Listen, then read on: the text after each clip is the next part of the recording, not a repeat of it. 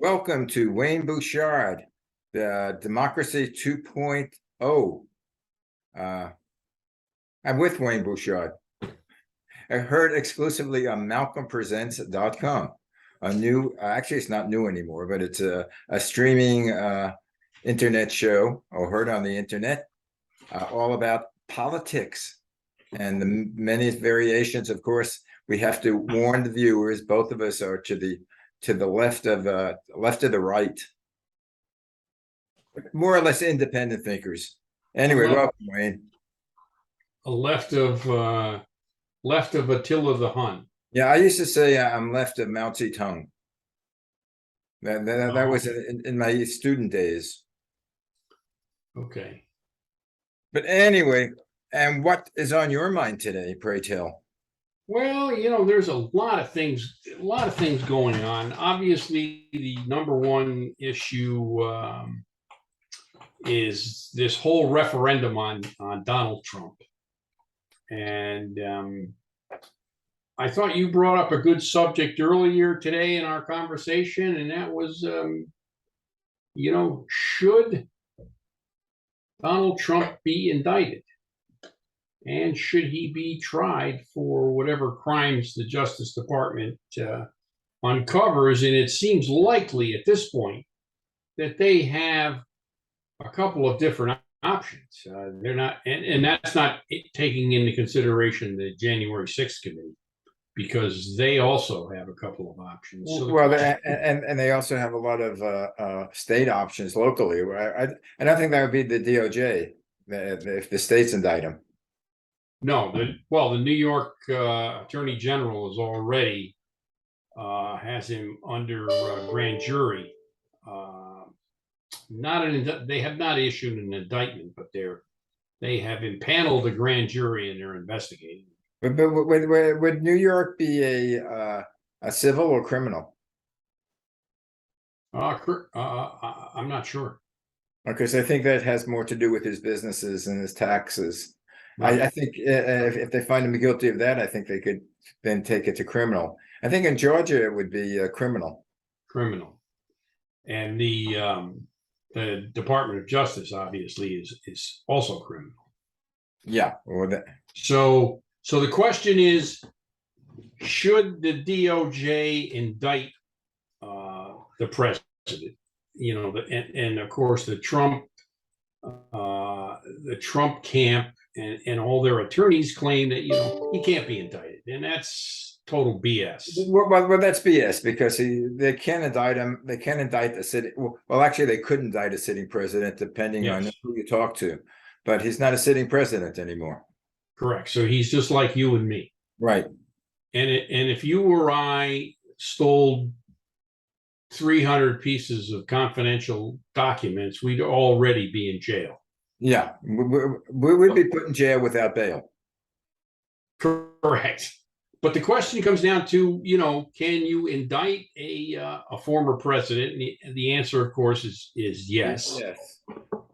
And, according to Article 1, Section 3 of the Constitution, you can actually indict and probably convict a president after an impeachment, for things like treason and various different crimes. And he is impeached. He's out of office, isn't he? Yes, but they can try him. Then they can try him because he won't be president anymore. Right. There's a whole bunch of interestingly enough, in the Constitution, and I think it's further in Article 1, you can go down the line. I think it's in Article 6 and read about the immunity that the vice president, members of the House of Representatives, and senators have from indictment, but not the president, which I found to be interesting. Yeah. I mean, I've never, in the last couple of years, I probably referred to the Constitution more than I have in my entire previous, existence. Yeah, right. 50 years of being interested in this stuff. So I have an opinion, which is that I don't know what I said to alienate you and drive you off the set, Malcolm. I'm on the set. I'll continue to talk. I think from my point of view, I think that the Department of Justice and the state of Georgia and the state of New York should follow through on indictments, but whether or not the ex-president is tried in a court of law, I have questions about. I think it would be more divisive. I know that there are probably millions of people in this country that want to see Donald Trump go to jail, but I think it would be very detrimental to the overall stability of our democracy. That happens to be my opinion. I know there are a lot of other opinions. No one is above the law. Right. If he committed a crime, he should go to jail. Oh, wait, but by the way, to just answer your question you had previously, when I leave the set, I have you on the camera solo. Okay. So the rest of the folks don't know I have left. So I blew your cover. You blew my cover. Actually, I want to get this book. I don't know if you can see it. It's the Handbook on the Constitution. Oh, okay. I can't find mine, so I have to. I had a little tiny red copy of the Constitution that I've had for years. I know it's here somewhere. I can't find it, and it was given to me when I debated a libertarian on some. I don't even remember what the subject was at this point, but that's. I was just looking up about the Article 1, Section 3, and Article 1, Section 6. Okay, Article 1, Section. So you can continue to look it up, and I will continue to. I think the filing that the Trump people did the other day did them more harm than good. I guess also. And that was the reason. That was the one reason why Gerald Ford pardoned Richard Nixon, not because he didn't think that he should go to jail. It was because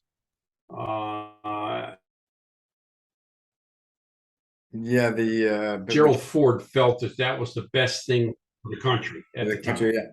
It would be too divisive. I'm not sure because. Trump is such a divisive type of person and has done so many things. It's not like one thing he's done.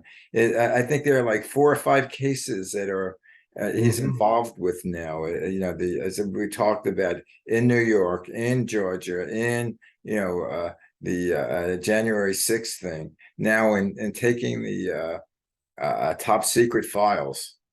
But one thing I think the FBI made a mistake. They released the pictures of the top secret documents scattered around. And supposedly, I think they've even admitted it, is that, no, they were in a drawer. They just took it out to show them so people could read what they were. But they weren't left scattered. No, the actual typing other than the headings, top secret and confidential, were covered. Yeah, but I mean, they weren't strewn around the room like it looks. They were in the drawer. But I listened to an FBI agent who said standard operating practice is to take all the evidence, lay it out on the floor. You put that 90-degree ruler there, and a tag. The exhibit number, which in this case was, I think, 2A, and you photograph it. Right, but they did not specify that when I heard it on the news. When I first saw it on the news, and granted it was MSNBC, they had strewn on the floor, leaving me the impression that that's the way they found it. And this is what the the right wing jumped upon.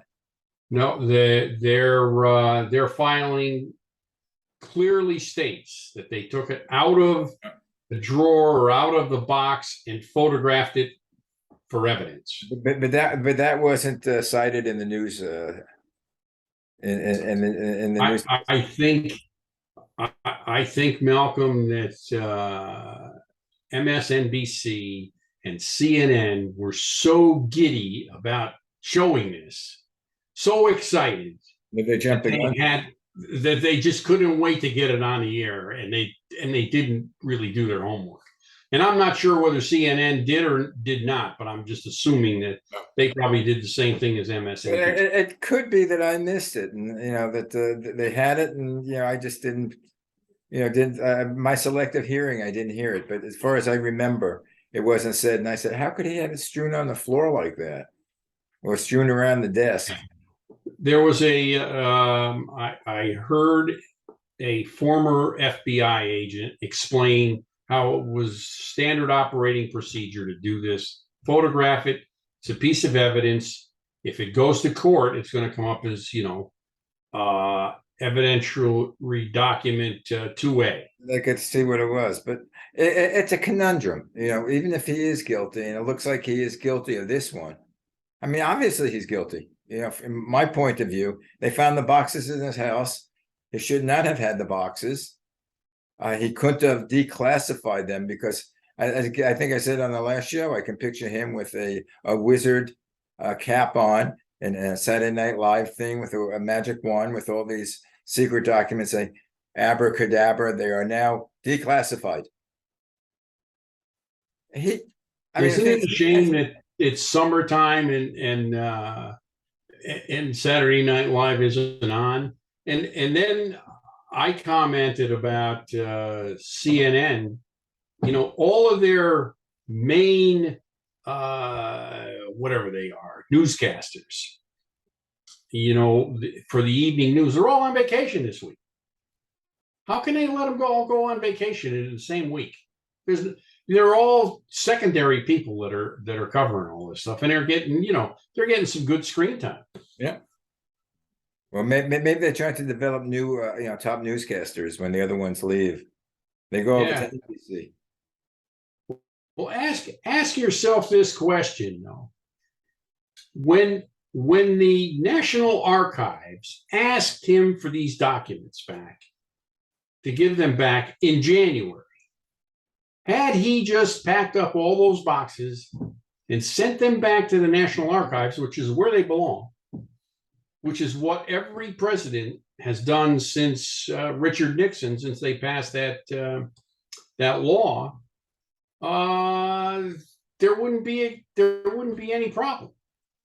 And even if he said, okay, I'm going to keep a few of these hanging around for whatever reason, and I still believe that the reason is probably political blackmail, and they're politically advantageous for him to have. I'm not sure that he's looking to sell them to the Russians or the Chinese, although I did hear one news report that he was trying to sell them to the Saudi Arabians, and that may be. Well, the thing is, they probably wouldn't want them because, according to the Republicans, Biden has already given it to them, all the top secret to the Russians, at least to the Chinese. Right. I just went and got gas today. Yeah. Not to switch gears in the middle of our podcast here, but I just went to get gas today, and the price of gas went down 10 cents a gallon from yesterday. Wow. And as a matter of fact, from one end of town to the other, it was 10 cents a gallon. Wow. Obviously, the gas station on the other end of town hadn't caught up yet, and they were still selling it at $3.79, and the one I went to was at $3.69. And I'm just curious whether, Joe Biden is getting credit as the price keeps going down. I mean, it was almost $5 a gallon Well, he was getting the money. blame for it going up. I'm not sure with his pipeline things and cutting off the supply whether he didn't deserve part of the blame. Yeah, but doesn't he deserve the credit for when it goes down? No. No, why? Why? Because he's a Democrat, and they don't want the Oh, Democrats to oh, win. you're being facetious. I'm playing the other side of the coin. Oh, okay. You're being the devil's advocate. Right. Well, no, his ratings are going up. I think he's now like So to get 47%. to get back to this situation, so if they had sent those documents back in January, they'd be free and clear. Then I think in May, the National Archives requested again that they thought there might be some more documents. And they said, well, we'll take a look around. And they never got back to the National Archives. So they issued a subpoena. And then Trump's lawyers, and we all know from listening to this man and hearing all these people talk about him for the last umpteen years, that nothing happens in Trump's world unless he approves it. So he had to approve the letter that was sent back and signed by one of his attorneys that said there were no more confidential documents. Right. And then they get a search warrant and there's 120 confidential documents still there. 13 boxes. That is clearly obstruction of justice. Well, I think what's going to happen is some of Trump's underlings will be sentenced, will be tried. I don't think that one attorney, Christina Dobbs, I think is her name. Christina Dobbs. She's for sure going to jail. Absolutely. Yeah, it's sort of like Trump lies and they swear by it. Yeah, right. Who I love is Sidney Powell. I don't know what's going to happen to her and Rudy. I used, for whatever reason, I used to like Rudy Giuliani. I didn't like him. I respected him. I no longer have any respect for him whatsoever. And then he made a clown of himself when the dye from his hair was. He is the worst type of shyster ever.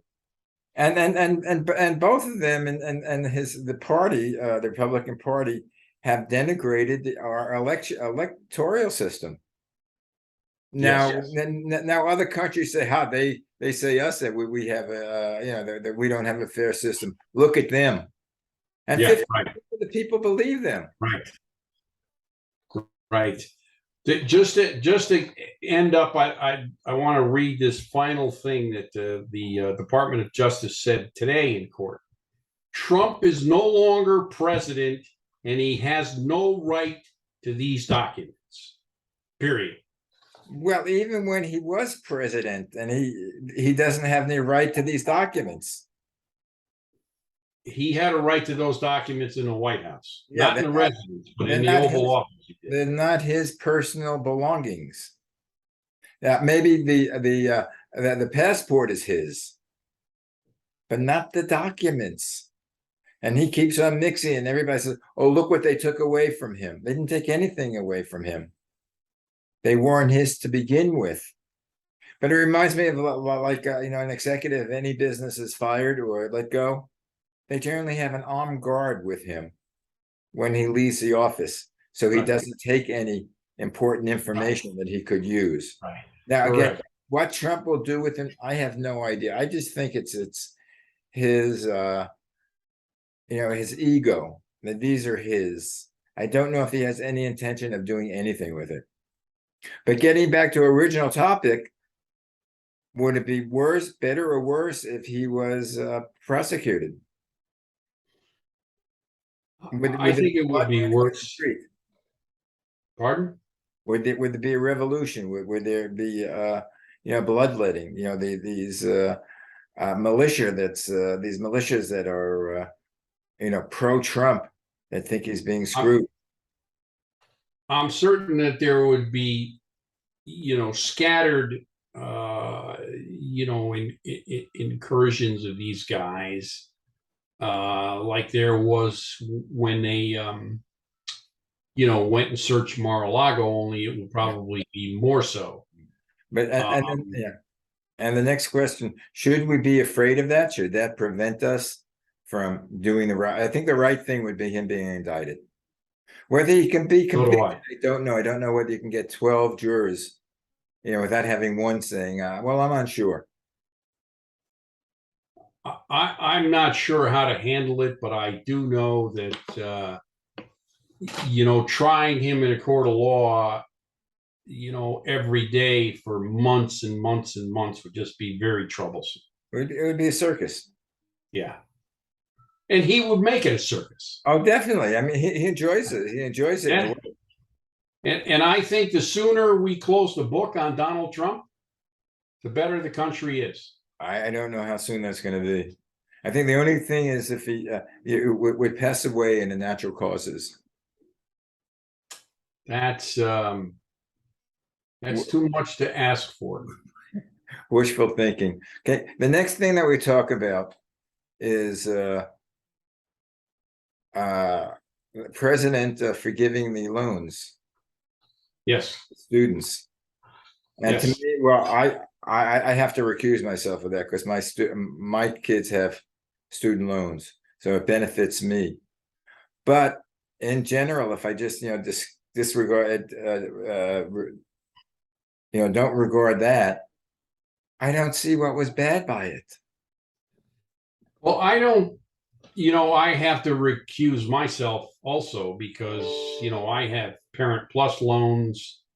I'm still paying for some kids, and the kids But have. you had 19 kids, so Yeah, and the question I have in my mind is, if it was okay to bail out the banks, and it was okay to bail out the automobile companies in right. 2008, is it not okay to help out? Because they're not being bailed out entirely, but to lend a helping hand to some low and middle income kids who are trying to better themselves by getting an education. See that for some reason people are equating, they're leaving off all the doctors and the attorneys, that went to law school and medical school supported by us. Well, first of all, they're not letting off all of them. The people that I know that went to law school and medical school basically, spent hundreds of thousands of dollars in loans. Mm-hmm. And they're getting maybe $10,000 back. So they still have their loan to pay off. Yeah, the maximum amount is 20,000. 20,000. That's with the Pell Grant, and the Pell Grant Right. are basically for the ones the ones from lower income. Correct. Or lower middle income. Now, if they have gone, even the ones with the Pell Grant, if they have been out of school for 10, 15 years and they're successful making over $125,000, they're not eligible. They're no longer eligible. But So, Malcolm, it goes back to that core issue that we have in this country, and that is that 95% of the people don't read and don't understand and rely on someone else to give them the news. And when they get their news from Fox or News One or Facebook, or Twitter, they're fed crap and they just regurgitate crap. yeah, And well, that's what we got. I have friends that are otherwise bright people, and I Mhm. know they swing towards the right. They're Trumpers, and I speak to them, and they're quoting what Hannity said, where they're quoting, and I can't get them to change it. So, you're reading the fake news. They have brainwashed that portion of Yes. society that Right. anything that's against them is fake news, and they think we're doing fake news. Correct. I mean, I wake up each morning and I think I live in a two-dimensional world. There's Uh-huh. the world that I live in that I believe in. Then there's another world out there that's the fourth dimension or the fifth dimension. I don't even know what dimension we're. I think we're in the third dimension. No, But it's an alternate universe, yeah, that's and alternate reality. right. You know, it's parallel, but it's not the same. We're running along the same time, so I don't know. Sometimes which world I'm living in because I try to look at both of them. I mean, literally, I do listen to Fox News. I only can take it for 5-10 minutes because they take one thing and then they stretch it. Yeah, they'll say one thing of truth, about the situation, and then they stretch it. And I'm going, no, can't somebody, I would like someone, no, and a debate. You're right about number one, but 2, 3, 4, 5 are totally wrong. But that I give them credit. They'll start out with something that they're right about. I mean, I'm not necessarily a Biden person. Well, number one, I think he's too old. And that,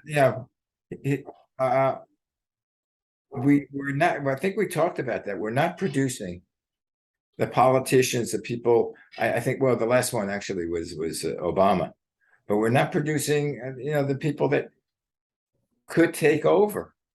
I mean, if you have Biden versus Correct. We have no one in the wings to take over in terms of young, dynamic, fresh ideas, good policies. I wouldn't even mind if I disagreed with him on some of the stuff, but that's how I got involved with politics with John Kennedy. Me too. He was before Kennedy's time. All the politicians were like my grandfather. Whether you had Eisenhower, you had Truman, you had Roosevelt. Yeah, they were all old guys. They were all old guys. Their grandfather. Here now came this guy, young, dynamic, with a beautiful wife. Yeah, and 2 little kids. Yeah, what more can you ask for? Yeah. It's not very often you had little kids in the White House. Right. You didn't. I don't know who the little kids before you had. Truman, was it Margaret Truman? But she was in her 20s or 30s. She was not an old woman, but she was a grown woman. Yeah.